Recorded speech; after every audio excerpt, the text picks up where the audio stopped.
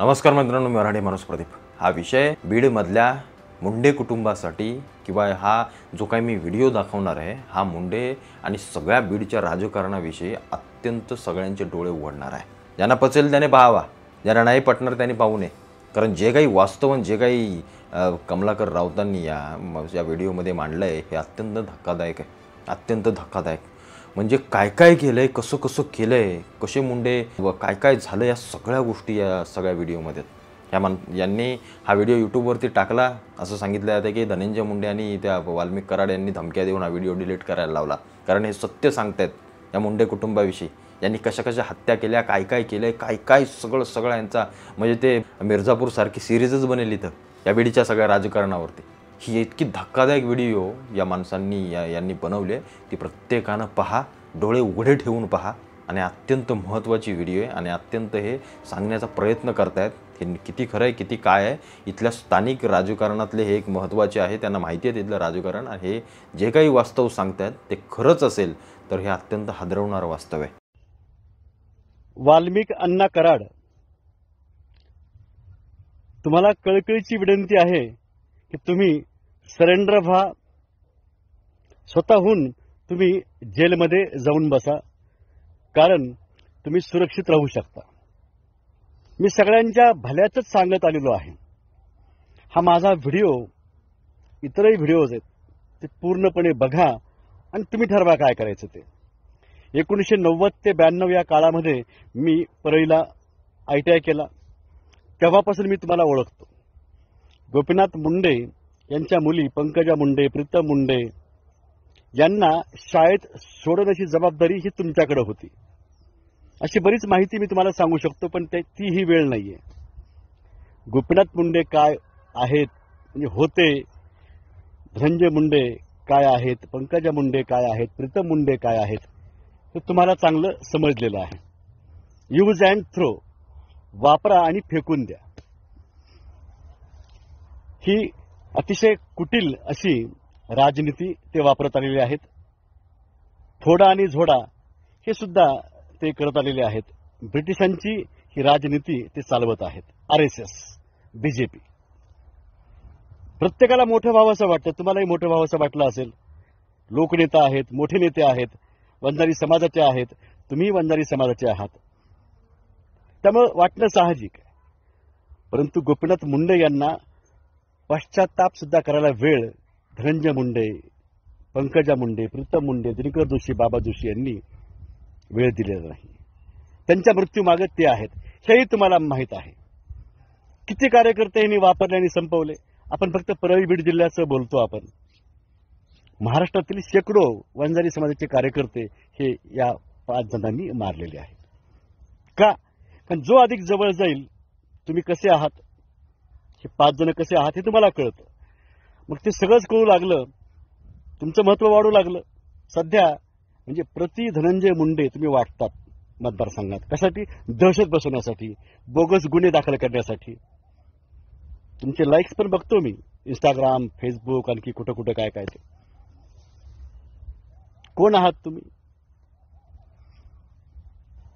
कोण आहात? तुमच्याबद्दल लोक विचार काय करतायत? काय झालं संगीत डिघोळेचं? संगीत डिघोळे आणि किशोर फड यांच्यामध्ये कोणी लावून दिलं? यांनीच लावून दिलं। संगीत डिघोळे यांची हत्या 2001 ला घटस्थापनेच्या दिवशी होते। किशोर फड हत्या करतो। किशोर फडची हत्या बरोबर 7 वर्षांनी त्याच दिवशी होते, विजयादशमीच्या दिवशी 2008 ला। कोण करतो हत्या? काकासाहेब गर्जे। पुन्हा 2015 ला काकासाहेब गर्जे यांची हत्या होते। कधी? घटस्थापनेच्या दिवशीच, बरोबर 7 वर्ष। आता ती हत्या कोणी केली मला ठाऊक नाहीये, मी काही CID नाहीये। पण 2022 ला कुणाचं तरी होणार होतं, आणि बरोबर 7 वर्ष हा जो क्रम आहे ना। दिनकर जोशी माझ्या शाळेतला शिक्षक आहे, सांगताना मला वाईट वाटतं। त्याचे सगळे हे विचार आहेत, कसला प्लॅन करायचा, कसं काय करायचं काय नाही। मी त्यावेळेस सजेक्ट केलं, तुम्ही जे कोणी असताल ते, म्हणजे जे कोणी आहात त्यांच्या केसाला धक्का लावायचा नाही। जे असतील काकासाहेब गर्जे यांच्या हत्येमागे, ते स्वतःहून सरेंडर होतील। तुम्ही त्यामध्ये आहात का नाही मला ठाऊक नाहीये, पण कित्येक मर्डर आणि हाफ मर्डर याच्या मागे तुम्ही असाल हे तुम्हाला ठाऊक आहे. कित्येक बोगस गुन्हे हे दाखल केले गेले बीड जिल्ह्यामध्ये, बीड जिल्ह्याच्या बाहेर, यामागे तुम्ही आहात. तुमचे फोन रेकॉर्डिंग आहेत पोलिसाकडे सुद्धा. तुमच्या हातामध्ये सरेंडर होणं एवढंच आहे. कारण जेव्हा किशोर फड यांचं खूप मोठं बॅनर लागलं होतं अंबाजोगाई, फार उंच होतं, मी तेव्हाच म्हटलं दिवा हा विजण्याआधी मोठा होत असतो. दिवा दिनकर वासुदेव जोशी त्याचे विचार त्याने सांगितले बऱ्याचदा आहे. आणि मग फोटो मोठा दिसतोय, मी म्हटलं मला त्यावेळेस कोणी बघत होतं का नाही मला ठाऊक नाही, पण बरेच जण बघतायत, मला सॅटेलाइट थ्रू बघतायत, तर अँड्रॉइड मोबाईल आला तेव्हापासून सगळेच बघतायत. म्हणलं काहीतरी होऊ शकतं, त्यांना सजग करा. आता असं बोलतोय, माझा आवाज कुठपर्यंत पोहोचणार आहे? माझं म्हणणं की शिक्षा व्हायला पाहिजे. हत्या कुणाची केली, पुन्हा आणखी कुणाची हत्या करतोय, त्याची हत्या करतोय, पुन्हा आणखी हत्या, हे नाही. सरेंडर व्हा, दुर्घटना बंद करा. तुमच्या गुन्ह्याचे प्रूफ त्यांच्याकडे असतील, क्लिप्स असतील, जसे दिनकर जोशीचे आहेत. तुम्ही घाबरू नका. संपत्ती कॉन्ट्रॅक्टरला दिनकर जोशीनं एलम समाजाचे, पानगावचे, त्यांना ढकलून त्यांनी मारलेलं आहे. त्याची क्लिप्स त्यांच्याकडे. आणि मग आणखी गुन्हे कर. हे कुठं थांबलं पाहिजे ना. तुम्ही काय करा, संतोष देशमुख यांच्या हत्येमागे तुम्ही आहात, सगळे सांगतायत ना. आणखी कुठे कुठे आहात, तुम्ही काय करतायत हे तुम्हाला माहिती आहे. तुमची प्रॉपर्टी तुमची आहे का? स्वतःची आहे का? किती आहे? तुम्ही पण चंग बांधलाय कुणाला तरी संपवायचं, आणखी कोणतरी चंग बांधलाय तुम्हाला संपवायचं. एकेकाचे मित्र असलेले तुम्ही शत्रू होत आहेत. कोण करताय हे? संगीत डिगोळे किशोर फड मित्रच होते. संगीत डिगोळेत दारू पित नव्हता, शाकाहारी होता. माहिती आहे तुम्हाला? तुम्हाला सगळ्याला माहिती असेल किंवा नसेल मी सांगतो आहे. पण कार्यकर्ते वापरणं, संपवणं, संतोष डिगोळे त्यांचा कार्यकर्ता नव्हता. राष्ट्रीय काँग्रेसचे जे टीपी मुंडे जे आहेत, टीपी मुंडे सर, त्यांच्या जावयाचा तो भाऊ. मग माझा एरिया कोणता, तुझा एरिया कोणता, इकडे हस्तक्षेप नको, तिकडे हस्तक्षेप नको, यामुळे वाद, हे सांगायच्या गोष्टी आहेत. संगीत डिगोळेला संपवायचं होतं, त्यासाठी हे षडयंत्र रचलं जातं. तुमचंही फार मोठे बॅनर तुमच्या वाढदिवसानिमित्त अंबाजोगाईत लागलं होतं. फार मोठे बॅनर आडवं होतं. किशोर फडचं उभं होतं फार मोठं, तुमचं आडवं होतं. मला जे इंडिकेट केलं आहे ते मी तुम्हाला तुमच्या भल्यासाठी सांगतो आहे. कार्यकर्ते वापरणं फार मोठा होऊ लागला, त्याला संपवणं ही गोपीनाथ मुंडे यांची पण रीत होती, हेही तुम्हाला ठाऊक असेल. ही रीत त्यांचीच आहे. तर सोशल मीडियामुळे सगळ्याला कळू लागलेलं आहे गोपीनाथ मुंडे कोण होते. ते सध्या गेलेल्या माणसाबद्दल फारसं वाईट बोलायला नकोय आपण. दाऊद इब्राहिमचे हस्तक होते. तोच वसा आणि वारसाही चालवत आहेत. डोनाल्ड ट्रम्प आणि दाऊद इब्राहिमच्या तावडीमध्ये ते होते. ते जसं सांगतील तसं ते करत होते. RSS जसं सांगल तसं गोपीनाथ मुंडे करत होते. तेच आता हे करतायत. कारण त्यांच्या गुन्ह्याचे प्रूफ्स असतील, त्यांच्या वैयक्तिक आयुष्यामधले काही प्रूफ्स असतील, हे त्यांच्याकडे आहेत. तुम्हाला वापरलं जातं. धनंजय मुंडे अधिक बदनाम आहेत का तुम्ही जास्त बदनाम आहेत? जिल्ह्यातलं बोलतोय मी. तुम्ही जास्त बदनाम आहेत.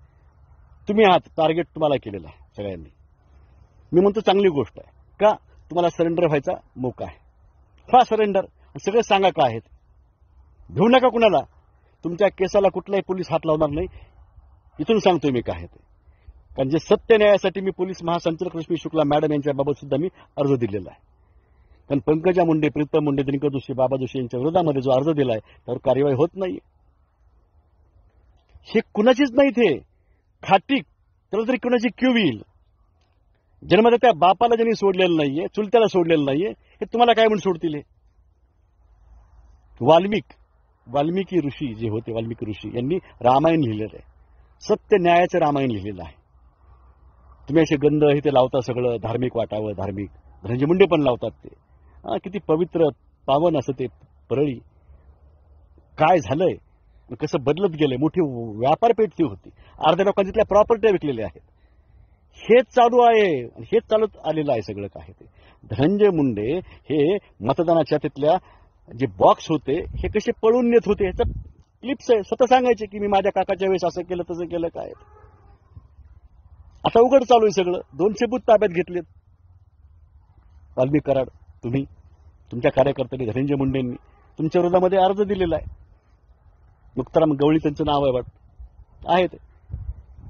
काय झालं ते अर्जावर कार्यवाही? काय मला काय माहिती आता काय होईल. कळ सगळं कोण SP त्यावेळेस होते, काय झालं नाही कार्यवाही, काय करायचं काय नाही ते. बेदम तुम्ही मारझोड केली का तर निघून जा.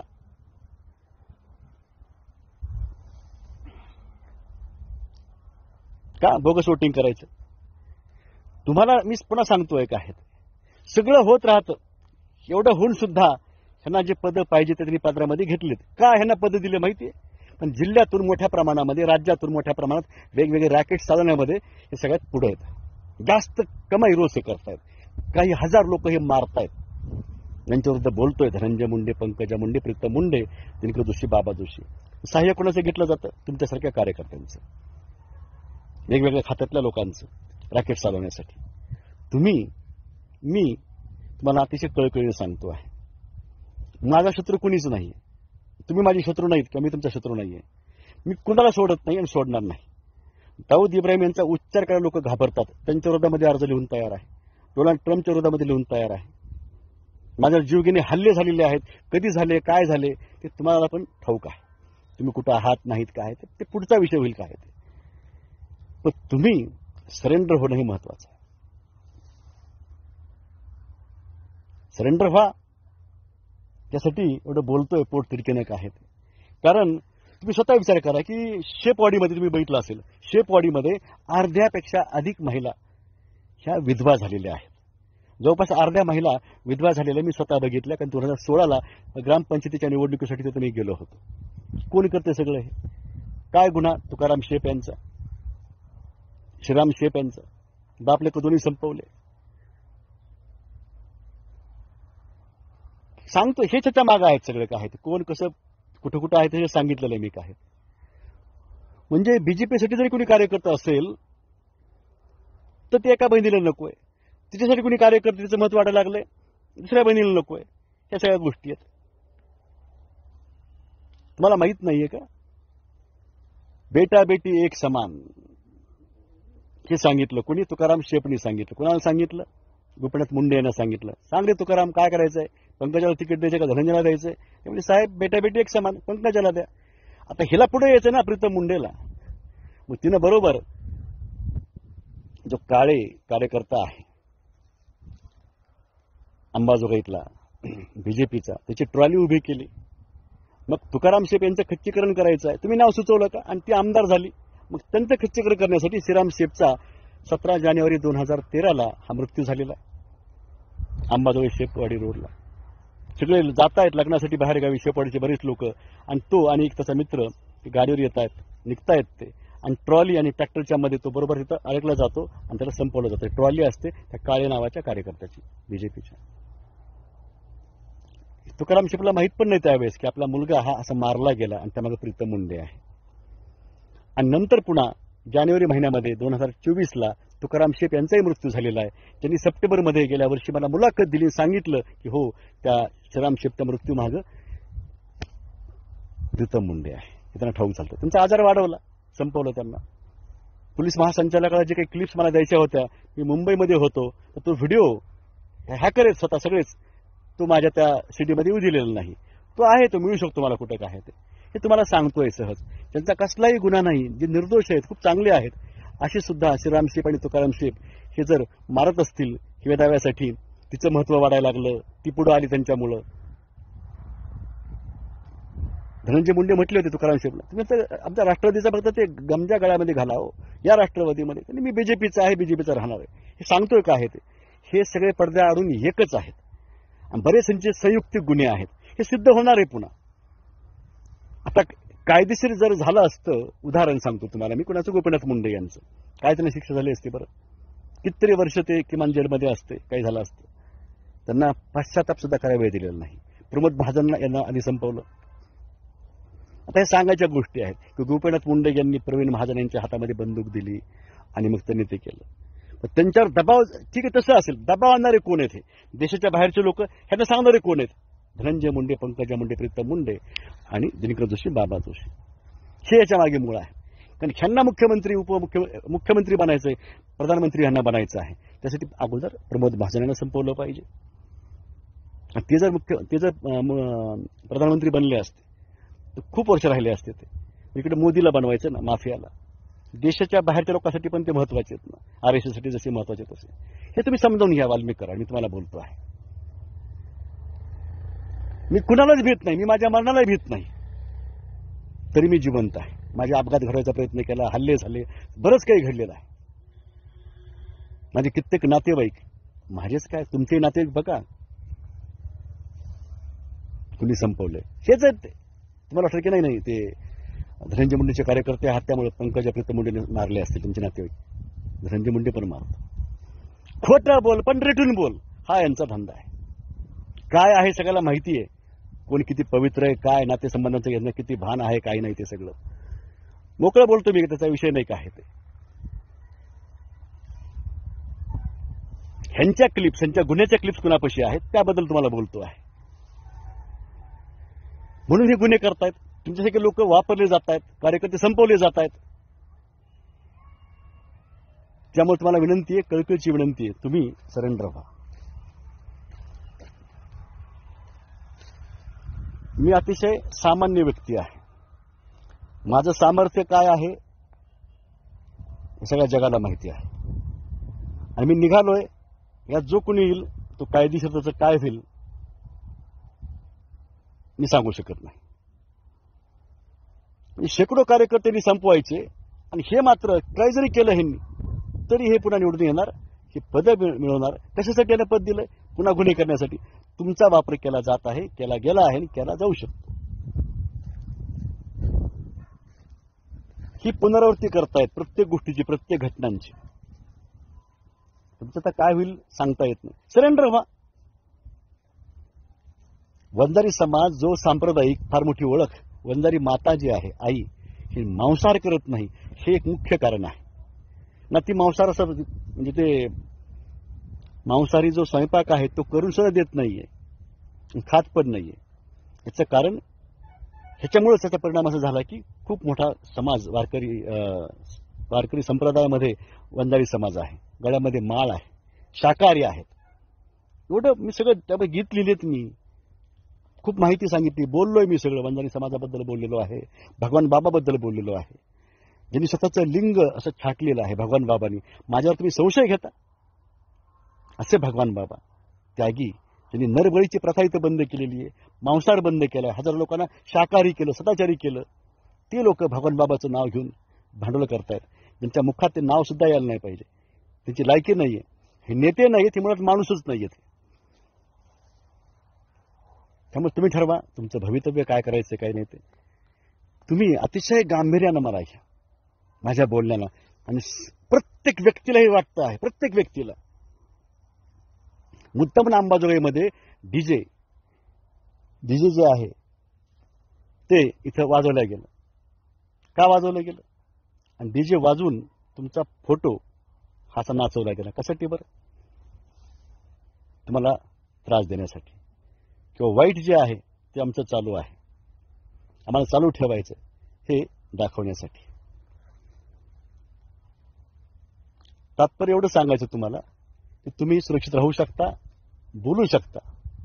कळकळीची विनंती आहे, तुम्ही स्वतःला सरेंडर करा. आजची वेळ आहे.